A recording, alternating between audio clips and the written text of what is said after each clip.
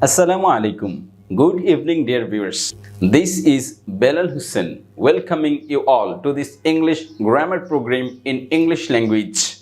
First of all, I'll tell you the keywords of our today's topic, and later on, we will move on to the details of our today's discussion. Today, we will talk about the noun or naming words. We know every naming word is called noun.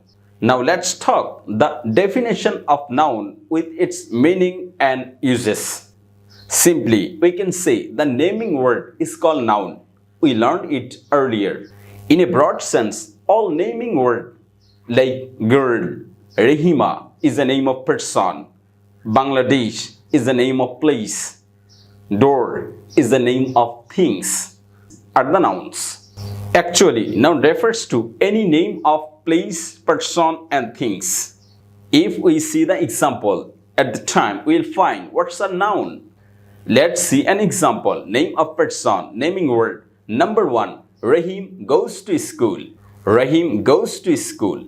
Here, the word Rahim refers to a person, or the word at the beginning of the sentence we have used is the name of person. So, we call Rahim is a noun. By this way, the name of person such as Rahim, Karim, Nadia are the nouns. Number 2, Rahim goes to school. Here, the word school is the name of place, or the word we have used at the end of the sentence is a name of place.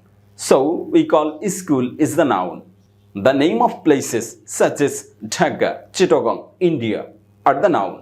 Number 3, in example, we open the door and window. Here, the two words door and window refers to the name of things, or they are the name of things, or the word we have used at the end of the sentence are the name of things. So we call the word door and window are noun. The name of things such as door, window, plate, ball are the things, and these are the name of noun.